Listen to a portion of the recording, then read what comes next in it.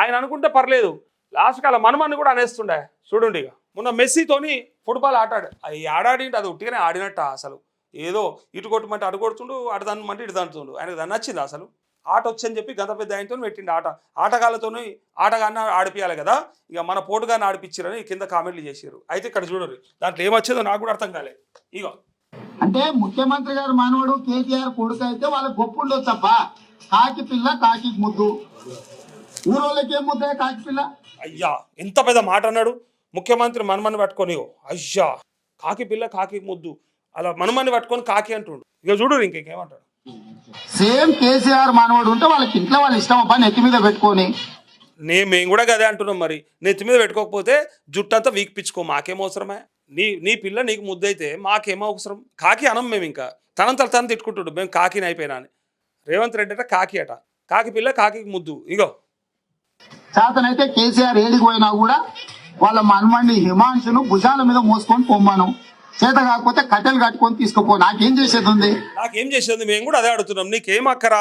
ఆ బిడ్డ కొడుకు ఇంకా నీ వారసుడు కూడా కాదు అయినప్పటికీ సరే, ఇక వారసుడైనా ఎవరైనా కూడా మేమేమంటామంటే, నీకెందుకు తెలివి లేక తీసుకొచ్చినావా, సోయి లేక తీసుకొస్తున్నావా, బయట గడికి మనమని ఎత్తుకొని వస్తున్నావు. ఏ పండుగకు పోయినా యాడికి పోయినా రాజు మనమడ యువరాజా అని చాలా మంది కామెంట్లు చేస్తూ ఉన్నారు. ఇగో ఈ మాటలు చూడరు. ఇంకా నువ్వు ప్రజా జీవితంలోకి వస్తే శ్రీశ్రీ గారు చెప్పినట్టు అడుగుతాం బరాబరి అడుగుతాం. ఇప్పుడు నేను కూడా అడుగుతున్నా, బరాబర్ అడుగుతా. నేను ఎవలాళ్ళు ఎందుకు రుద్దుతున్నావు మా మీద? నీ బిడ్డ కొడుకైతే నీకు ముద్దయితే ఇంట్లో ముద్దాడుకో, ఇంట్లో ప్రేమించుకో. నీ ప్రేమను బయట తీసుకొచ్చి చూపెట్టాల్సిన అవసరం ఏంది? ఫుట్బాల్ ఆడితే తీసుకురావాలి, బతుకమ్మ చీరలు మంచితే తీసుకురావాలి, లేకపోతే ఇంకో ప్రోగ్రామ్ అయితే తీసుకురావాలి, జెండా ఎగరేస్తే తీసుకురావాలి. ఆడికంటే ఆడికేనా? ఇక నీ మనమడైతే నాకు అర్థం కాలే. నీ మనమడు నీకు ముద్దయా? మాకేం ముద్దు, మాకేం అవసరం? ఏమని అంటే అన్నావు కదా అడుగుతాం. ఇప్పుడు నేను కూడా అడుగుతారు. ఇప్పుడు చెప్పు దానికి సమాధానం. ఇగో చూడు. అడుగుతాం. ఎవరైతే ప్రజా జీవితంలోకి వచ్చి బహిరంగ ప్రదర్శనలు చేస్తారో ఖచ్చితంగా జవాబుదారీతనంగా ఉండవలసిందే. ఇప్పుడు నువ్వు కూడా జవాబుదారీతనంగా ఉండాలి. ఈ 100 కోట్ల రూపాయలు నాశనం బట్టి నువ్వు ఆడినటువంటి ఆ మ్యాచ్, అదో మ్యాచ్ కాదు, అదో లెక్క కాదు, అదో తరిక కాదు. అది నీకు ఆట వచ్చా అసలు? వేసుకున్నవా లాగేసుకొని ఏం తిరుగుడదో ముఖ్యమంత్రిగా లాగేసుకొని తిరుగుతారు. నువ్వు చిన్న బుడ్డ పిల్లగానివా? ఎట్లుండాలి నువ్వు? ఎంత హుందాగా ఉండాలి? హరి మంచి పాయింట్లు, మంచి పంచెలు కట్టుకున్నటువంటి పెద్ద హేమాహేమిలటువంటి నాయకులను చూసినాం కదా. ఇటువంటి బచ పిల్లగాలని ఆడ చూడలేదని కామెంట్లు చేస్తూ ఉన్నారు.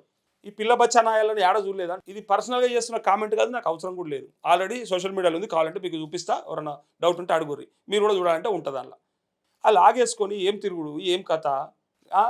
అది ఎంత బుడ్డది వేసుకున్నావు, బాక్సర్ షాట్ లెక్క వేసుకున్నావు, అవి వేసుకొని నువ్వు ఎటుదంతున్నావు బాల్ని. ఏదంటే ఇగో నాకు ఫుల్గా ఆట వచ్చు. ఏం ఆట వచ్చు? మెస్సీ పర్షాన్ అయిపోయాడు నువ్వు ఆడుతుంటే. అరే వీడు ఎటుదనమంటే ఎటుదంతారు రా భయ్, వీడు ఇట్లా దంతుండేది అనుకుంటున్నాను. మెస్సీ నవ్వుకున్నాడు చాలా లోపల, నాకు కనబడ్డది. పైగా నీ మనమడ తీసుకొచ్చి ఆడిస్తున్నావు. నీకేం అక్కర్నాని? నువ్వు ఈ రాష్ట్రానికి ముఖ్యమంత్రి, నీ మనమడ మీకోసానికి పెట్టుకురా. ఇది నీ మనమని షోక్ కోసానికా, నీ షోక్ కోసానికా? అసలు ఇంతమంది నాకు అర్థం కాలే. మరి అప్పుడు బగ్గ మాట్లాడారు, ఇప్పుడు ఒక్కడు మాట్లాడేందుకు? హిమాంశు గాడికి ఏడికి తలంబ్రాలు తీసుకపోతే, పట్టు వస్త్రాలు తీసుకపోతే ఇక్కడ రాముని దగ్గరికి భద్రాచలం భద్రాద్రి పండగ నాడు, మన కళ్యాణం నాడు తీసుకపోతే దాన్ని ఎంత తప్పు పట్టిరంటే, ముఖ్యమంత్రి మనమడైతే ఆయన మన గొప్పనా ముద్దా అంటారు. ఆయన పర్సనల్గా కూడా చాలా మాట్లాడుతురు. ఆనాడు బాడీ షేమింగ్ కూడా చేస్తారు. ఇప్పుడు నెత్తుకోమంటారు. నువ్వు ఎత్తుకోను, ముద్దు పెట్టుకోను, నీకు ఇష్టమైతే ఇంట్లోనే ఉంచుకో. బయటకు తీసుకొచ్చి బహిరంగ ప్రదర్శన చేస్తున్నావు ఎందుకు? మరి నేను అడగలేకనా? ఎవడు నేను అడుగుతలేనా? చూడరు. ఇంకా ఇగో బరాబర్ అడుగుతాము. నువ్వు అడగాలి. ఇగో ఈ మాట వినండి. అంటే ముఖ్యమంత్రి గారు మనవడు కేటీఆర్ కొడుకు అయితే వాళ్ళకి గొప్ప ఉండొచ్చు తప్ప, కాకి పిల్ల కాకి ముద్దు, ఊరోళ్ళకి ఏం ముద్ద కాకి పిల్ల. సేమ్ కేసీఆర్ మనవడు ఉంటే వాళ్ళకి ఇంట్లో వాళ్ళ ఇష్టం అబ్బా నెత్తి మీద పెట్టుకొని, చేతనైతే కేసీఆర్ ఏడికి పోయినా కూడా వాళ్ళ మనమండి హిమాంశును భుజాల మీద మోసుకొని పొమ్మను, చేత కాకపోతే కట్టెలు కట్టుకొని తీసుకుపో. నాకేం చేసేది ఉంది? మాకు కూడా ఏం చేసేది ఉంది? మాకేమన్నా అక్కరున్నదా? నీకేం అవసరం అసలు? నీ పిల్లగాడు నీకు ముద్ద అయితే మాకెందుకు రుద్దుతున్నావు అని ఇలా ప్రజలు కూడా అడుగుతూ ఉన్నారు. ఏందో మరి ఈయన కథ. ఇది చూడుర్రి, ఆటకు మెస్సీ దగ్గర తీసుకుపోయిండు. ఇక రోహిన్ రెడ్డి కొడుకు, ఇంకొక ఆయన కొడుకు అనుకుంటా మీ ఎమ్మెల్యేలు, మీకు సంబంధించిన అనుచర గణానికి సంబంధించిన వాళ్ళని తీసుకొచ్చుకొని ఫోటోలు దిగడానికి, ఎంజాయ్ చేయడానికి తప్ప ఈ రాష్ట్రానికి ఒక్క ఉపయోగం ఉంటే చెప్పుర్ది ఈ మ్యాచ్ వల్ల. ఒక్కటి ఫలానా దాని వల్ల ఫలానాది ఉపయోగపడ్డదని చెప్పారు. ఏమన్నా వచ్చిందా? మన్ను బూడిది గంతే. ఏమీ రాలే. పనికి మాలిన పని కాకపోతే ఏం పని? మెస్సీ కూడా తిక్కలేసింది. ఆ ఫోటోలు దిగుడు అదంతా కథలు పడతా ఉన్నారు. దీని గురించి ఎవడు మాట్లాడా? ఎందుకు మాట్లాడరు మరి? అప్పుడు ఇంత నోరులేసుకొని మాట్లాడతారు కదా. ఇప్పుడు నీకు నీ మనవని కోసానికా మీ ఆట అంతా కూడా స్టేడియాన్ని నాశనం బట్టి. అరే మన బిడ్డలు 60-70 మంది దవాఖానలో పడ్డారు కలుషిత ఆహారం తిని. మరి ఆ గురుకుల విద్యార్థుల్ని పరామర్శిద్దామని లేదు సోయి. విద్యాశాఖ నా కిందనే ఉన్నది, మరి నేనేగా చూడాల్సిందని కూడా సోయి కాదు కదా, కనీసం ఆలోచన కూడా లేదు. అరే అది అట్లా విడిచిపెట్టి ఇప్పటి వరకు 100 మందికి పైగా చచ్చిపోయారు బిడ్డలు ఈ 2 ఏళ్లలో. ఏం చేస్తున్నావా నువ్వు అసలు? ఇదేనా నీ పరిపాలన గాలికి వదిలేసిండు, ఆటల మీదే పడ్డాడు. ఇక పరిపాలన కథం అయిపోయింది. మొన్న కూడా ఫ్యూచర్ సిటీ యాడుంది ఫ్యూచర్ సిటీ? ఏం చేస్తేవి? ఆ భూములు ఏంది, ఆ కథ ఏంది, దాంతో ఎన్ని పెట్టుబడులు వచ్చినాయి? ఒక్కలంటే ఒక్కలు గట్టిగా చెప్పినరా? బయటకు ఇచ్చినరా డేటా? ఇగో పలానా కంపెనీకి ఇంత ఎంఓఈ చేసుకుంది, పలానా కంపెనీకి ఇన్ని వేల కోట్లు చేసుకుందా? అయిందా? అన్ని ఉత్త కంపెనీలే, అన్ని బేకార్ కంపెనీలే అని కామెంట్ చేస్తూ ఉన్నారు ఇలా జనాలంతా కూడా. ఇక దీ మాత్రం దానికి ఏదో ఒకనాటి భాగవతానికి ఏదో చేసిర్రు అన్నట్టుగా మూతి మీసాలన్నీ ఒరిగించుకున్నారని ఒకటేదో ఉంటుంది కదా సామెత.